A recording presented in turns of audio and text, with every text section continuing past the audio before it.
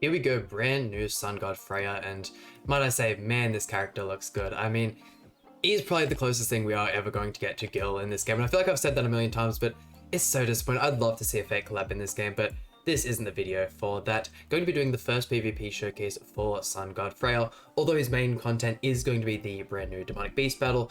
He's still definitely going to have some value in PvP. Of course, with the Death Ultimate, I mean, giving any character this effect will instantly make them so insanely powerful. Unfortunately, the Death Ultimate is one that does require just a couple ult levels. I definitely like to have him a little bit higher than the 3-6, but I mean, if you guys haven't seen the summon video, I would 100% recommend checking that out. I did do a couple summons off camera, but if you guys don't know what the Sun God does, the Sun God FREYR does, his first card here, cancels stances on one enemy and inflicts damage equal to 500% of attack.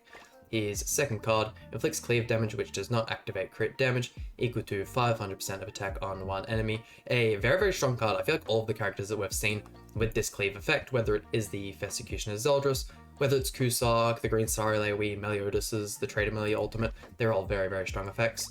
The ultimate inflicts damage equal to 864% of attack on one enemy and inflicts damage additional death damage, equal to 40%.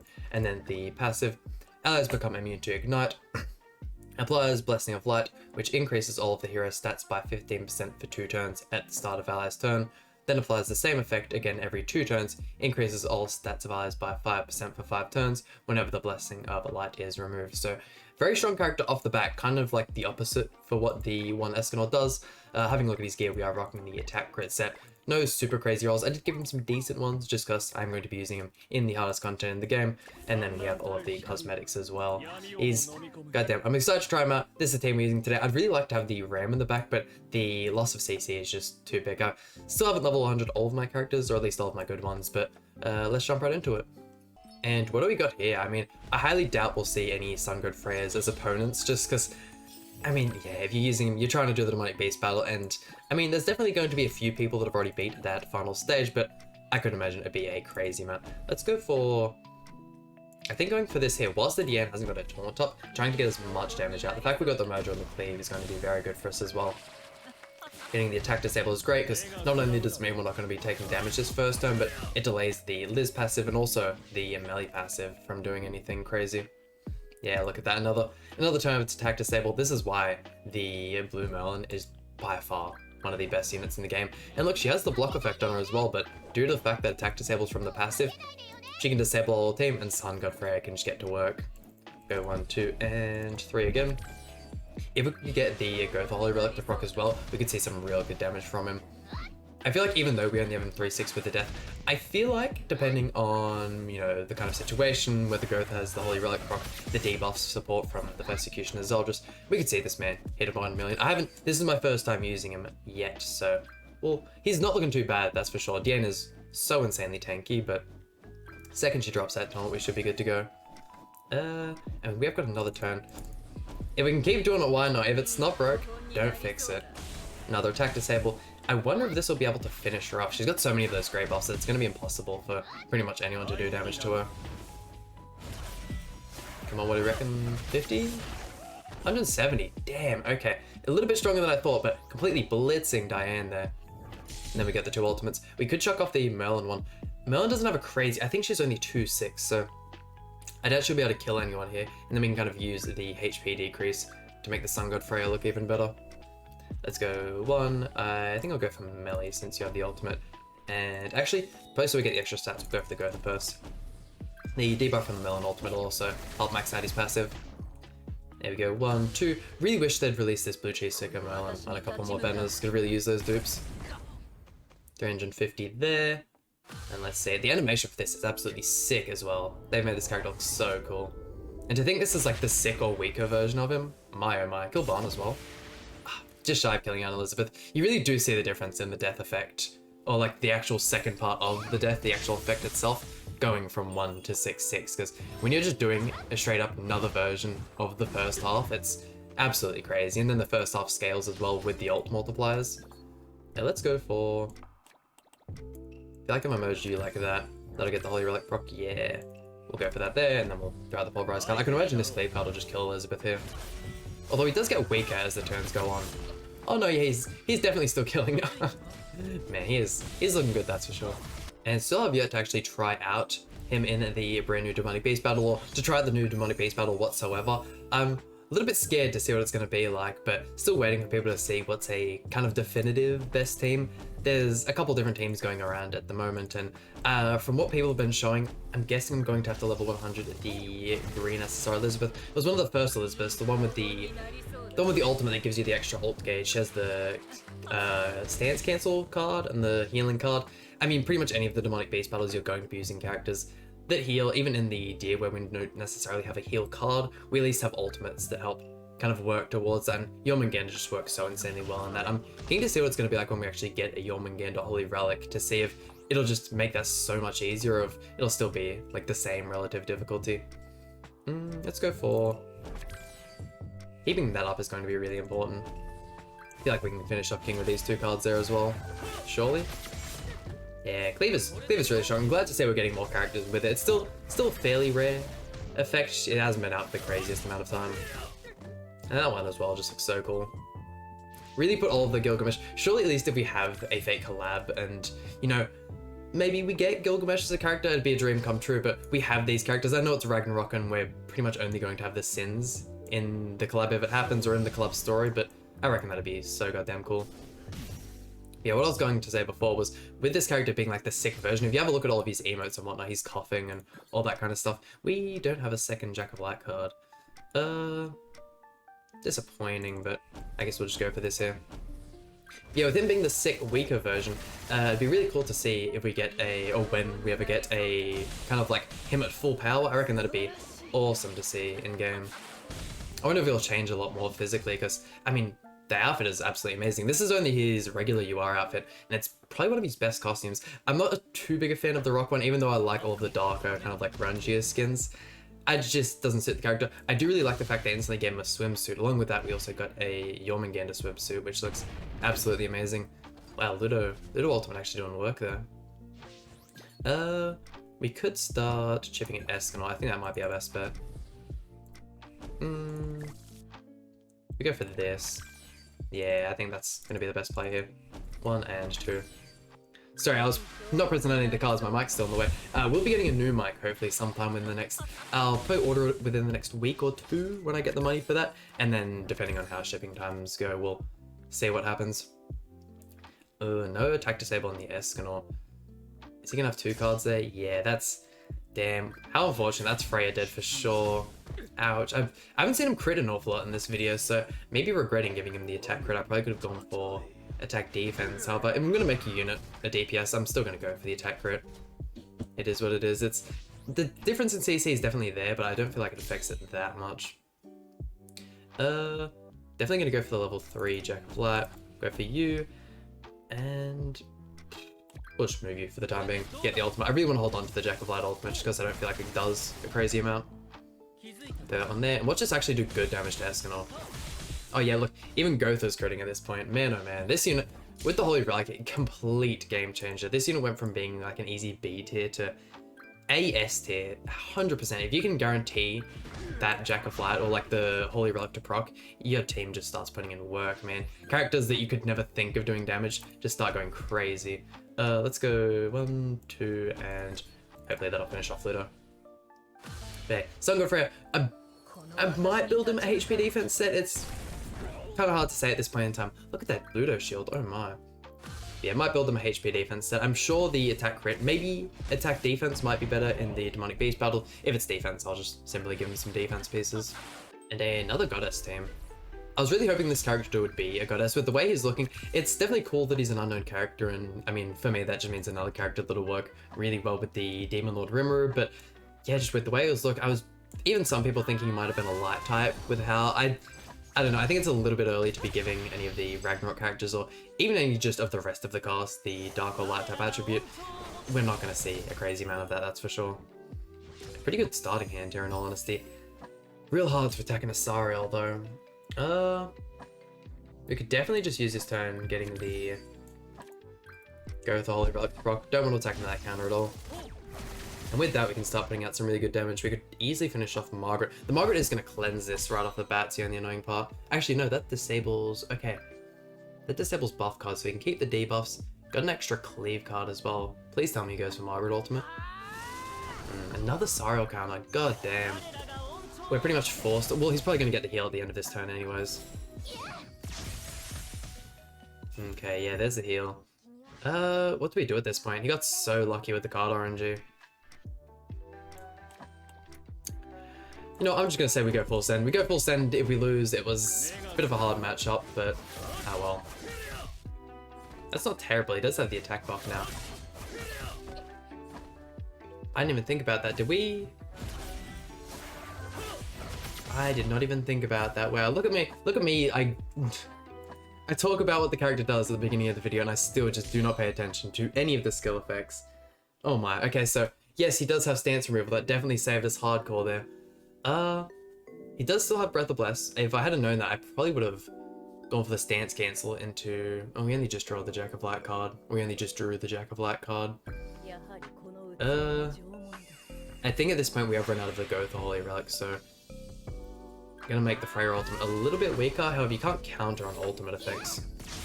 Yeah, that's gonna... That grey buff's gonna tick over when it gets back to our turn.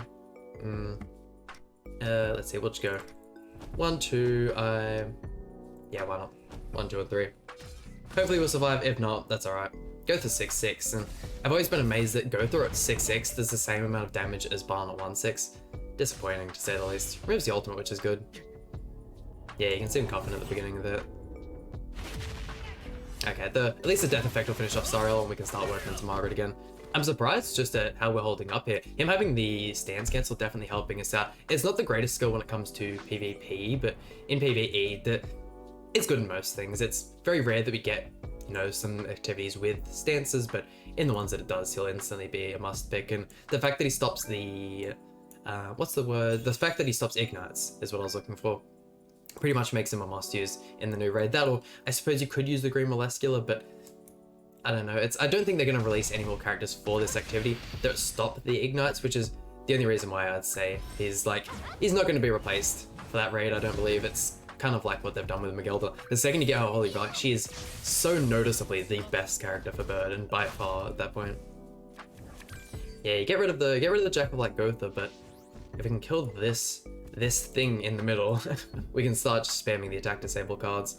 I might go ahead and go full send with Merlin. That way we can get the ult disable as well, or not the ult disable, but the ult gauge disable. That way the Liz can't rush her ultimate. We are not dealing damage to that Margaret. Okay, sweet. Has a full hand of attack cards. Okay, perfect. I'm still happy with that play there. Then with that, we should be able to throw off the Merlin ultimate. Definitely not going to kill everyone. We know that. We could just go for another turn of ult gauge seal. Could be the go. But yeah, definitely going to be... It is a little bit slow with these teams. I feel like this is probably just a better version of the old Ludocil and Gotha team. If you're really looking to showcase a team, just chucking them with True Seeker Melon and Jack of Light Gotha, they're doing all the utility they need to do, and you know, you just leave the damage up to the showcase unit, which is how you usually want to do things. Leave that there. Got the HP decrease per like 450,000? Something around that. Only 200 that... Yeah, the passive support you get from the Margaret and Liz, and even the Margaret Holy Relic, all that stuff, just makes the team stats so crazy high. Why they're so good for Guild Boss as well. Actually managing to come through with the win on that last match, and up against our first Barn team. Okay. Full level 100. Definitely glad we got the extra Merlin card to start us off. Arthur has the Holy Relic. I mean, he's going to be going for...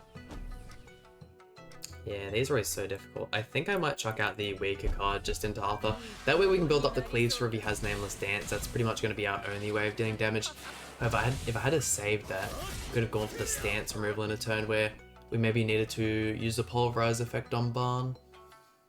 Too much thinking that goes into the when you're versing a Barn team compares to when you're actually playing the Barn team. You play the Barn team, it's, oh yeah, put up my stances, I merge my gift cards, oh, I have Barn ultimate. Oh damn, I have Nameless Dance, I can't remove my ultimate. Oh, I guess I win then. All good then. It's such an easy team, but it's so insanely powerful, especially with the addition of Terry. He does so much for that team. Let's go for this. Unfortunately, no way to... I could go for Stance Kits, but I feel like using it now is just a waste. I might just throw the Pulverized card, that way we can get it out of our hand. Give us more space for Merlin and FREYR cards. Because yeah, they'll at least weaken the Arthur still. If we can get him to a point where he's super weak and I know I can finish him off, with a FREYR attack or something along those lines, especially if I can get the Holy Relic proc for Gotha. That'll give us such a boost to our damage. Because yeah, look at that, we can keep up the attack disable from now on. The gift is annoying because it's just going to be removing pretty much all the work we've been putting in over the past couple turns. And here's the Barn ultimate that we can't do anything about because we use the Pulverize effect. Yeah, probably not my greatest decision. This doesn't disable ultimates until level 2. I guess we go full send into Barn and hope for the best. You're definitely 6/6, aren't you? Yeah, why not? We'll go full send into Barn. If it doesn't work, it doesn't work. It's right, their first loss of the video, so not a bad thing. I don't know why I thought using the Pulverize effect would have been good there. Attack disabling it only means so much, because that's really the Barn team's main goal.